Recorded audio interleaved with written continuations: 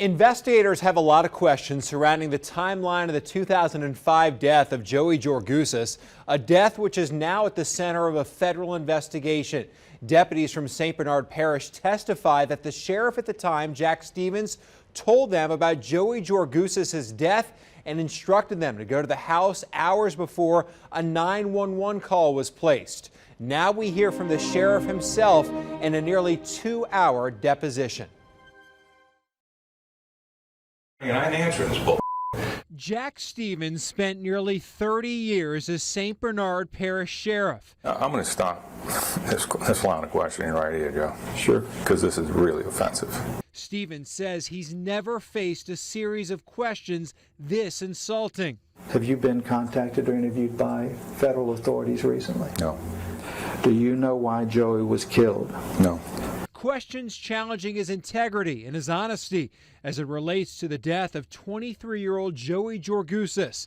The questions from the attorney of Joey's father, Joe, part of depositions surrounding a lawsuit where Joe tried to get his son's death reclassified from a drug overdose. If it wasn't for my respect and affection for Joe Georgoussis, I wouldn't be sitting here taking this. Now, I'm ready to walk out. If you want to call a judge, call a judge, but don't confuse me with somebody. Joey Georgoussis died in August 2005, a few weeks before Hurricane Katrina. Within hours, the Orleans Parish coroner determined Georgoussis died of a drug overdose. But Joey's family believes he was murdered, part of the reason why the curious timeline of events on the day he died. Joey Georgoussis was raised in St. Bernard Parish, but lived and died in New Orleans. Still, St. Bernard Parish detectives testify they learned of his death early that morning and drove to his Lakeview house hours before Joey's girlfriend made what seemed to be a distress 911 call that afternoon. And that's where the former Sheriff Jack Stevens enters the story. Stevens says he learned of Joey's death from someone in his office, initially saying he received a call from either Pete Tefero or Kelly Loga, both high-ranking St. Bernard Parish Sheriff's officials. Do you have any knowledge why or how people in your office would know that Joey's dead actually before he got to the hospital? No. How did you learn of Joey's death? It was a call, and it was a deputy, and I'm not sure which one, but it was probably either Pete Tefero or Kelly Loga. I think the notice had come through NOPD that they were working a code at Low Joey's house, and that's how I think I was initially advised. But that can't be right because NOPD hadn't even been called to the scene yet. And while Stevens said he got the call from Tefero or Loga, both say they have a different recollection of the timeline. Why would Pete Tefero testify under oath that you called him? Well, it may very well have been. If I called him, then the notification probably came from Kelly that there was a code word. Why would Kelly testify under oath that you called him at home and told him to look at it, check it out? Then I'm mistaken. I don't know where the notification came from. Stevens later said another St. Bernard Parish resident might have told him Joey was in trouble. Joe was a good friend of yours, correct? Joe Georgoussis? Yes. It's like a brother.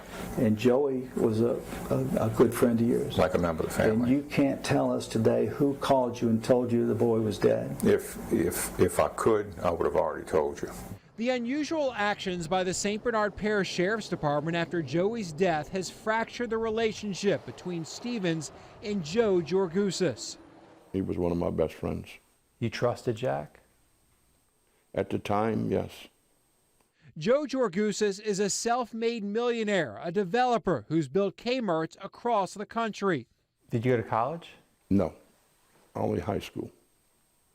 I went to high school and I learned a hard work ethic from my father.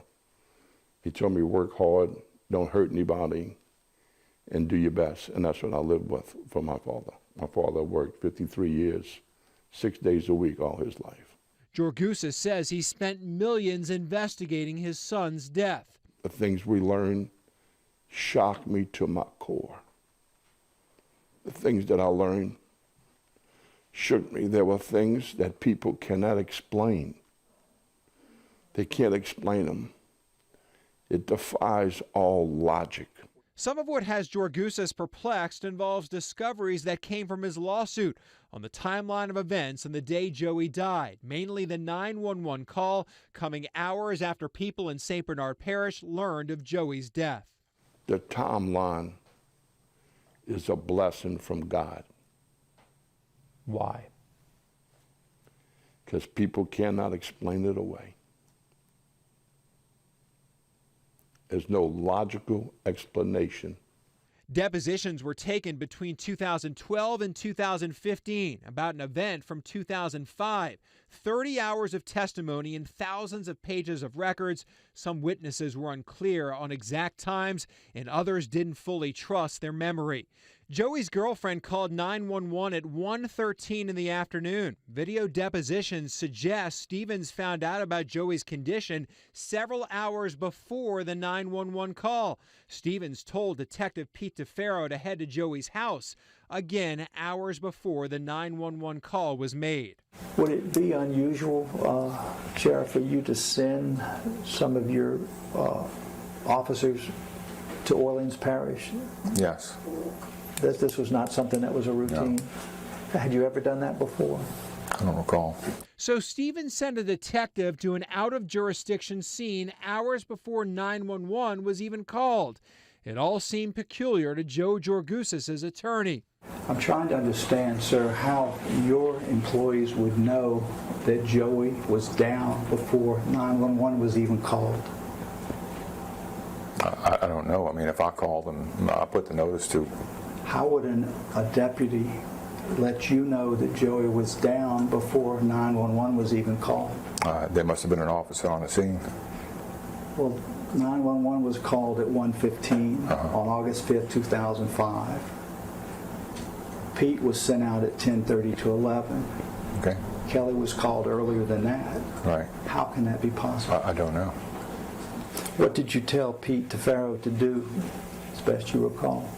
Just go to the scene and assess what the situation was.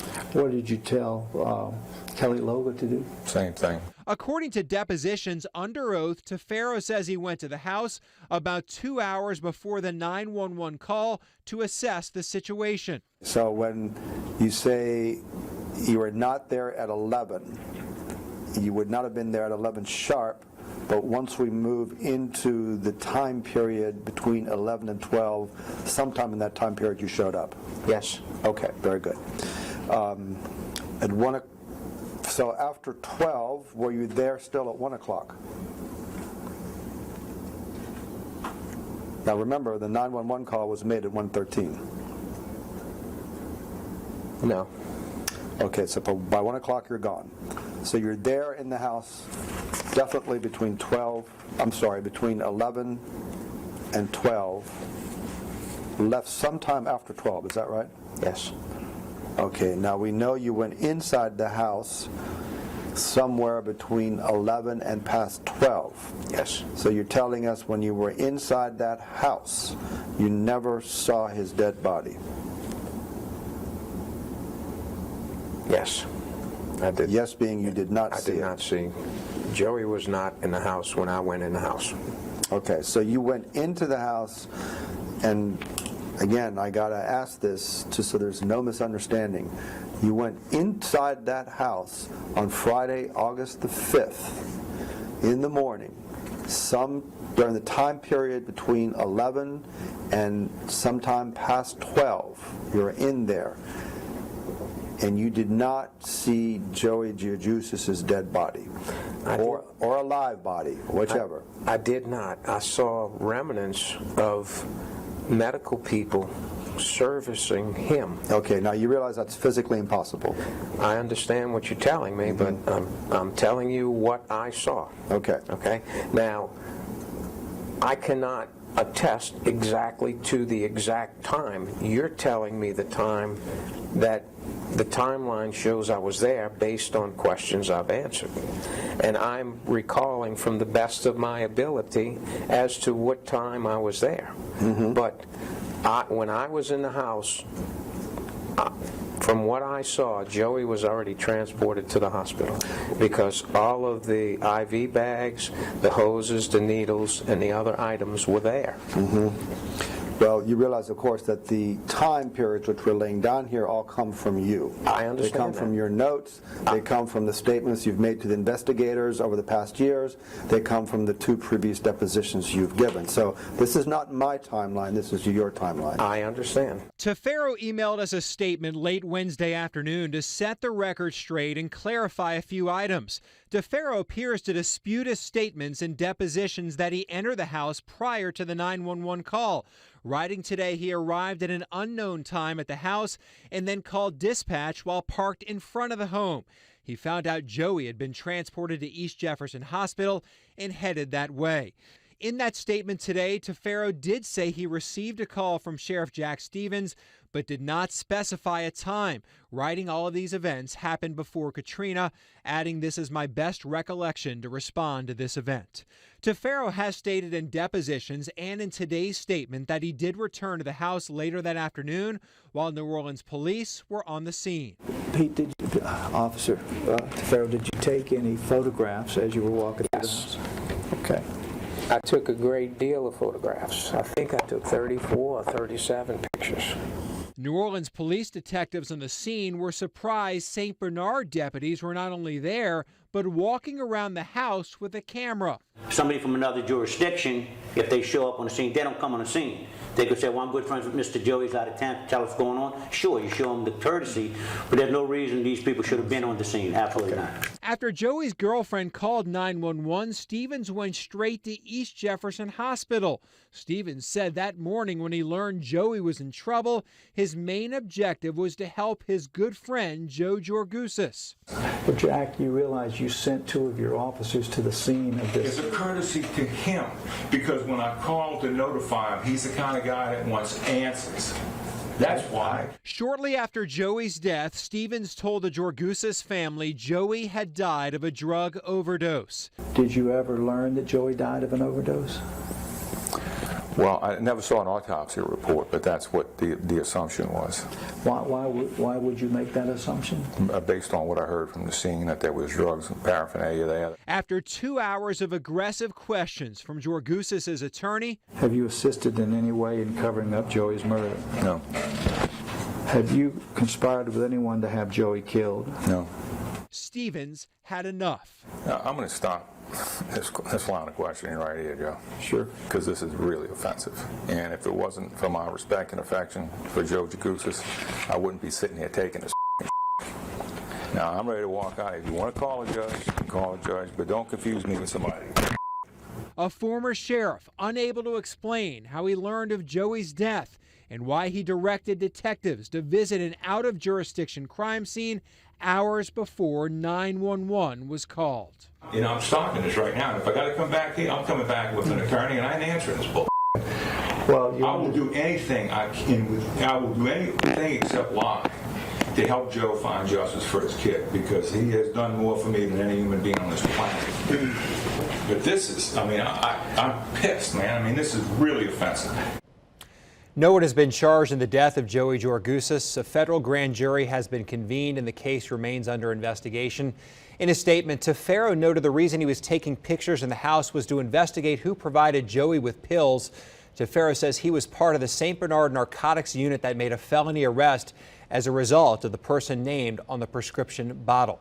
We've put Pete Tefero's full statement online. Jack Stevens declined our repeated request for an on-camera interview. His attorney did send us a lengthy statement Sunday night, saying in part, "At the end of my deposition, Mr. Georgousis' attorney began asking if myself, my deputies, or certain leading citizens of St. Bernard Parish who he named had killed Joey Georgousis. I angrily stated that I would not answer any more of these offensive questions, and I invited his lawyer to call the judge for a ruling. I do not in any way regret or apologize for my angry reaction, considering the circumstances that day." Stevens added, "The simple fact is Mr. Georgousis failed to employ the sort of tough love his son needed, which should have included inpatient treatment at a drug rehab facility. Instead, Mr. Georgousis gave his son a house, a car, and showered his son with money, which not surprisingly his son used to buy illegal drugs. Mr. Georgousis now feels if he can have his son's death by drug overdose reclassified as a homicide, it will absolve him of whatever feelings of guilt he is feeling as a father." You can read Jack Stevens' entire statement on our website, and we've posted his nearly 2-hour deposition in our story on fox8live.com. And the other stories, all the stories in All this those series stories, you can see the entire online. series on our website. Yes. All right, thank you, Lee.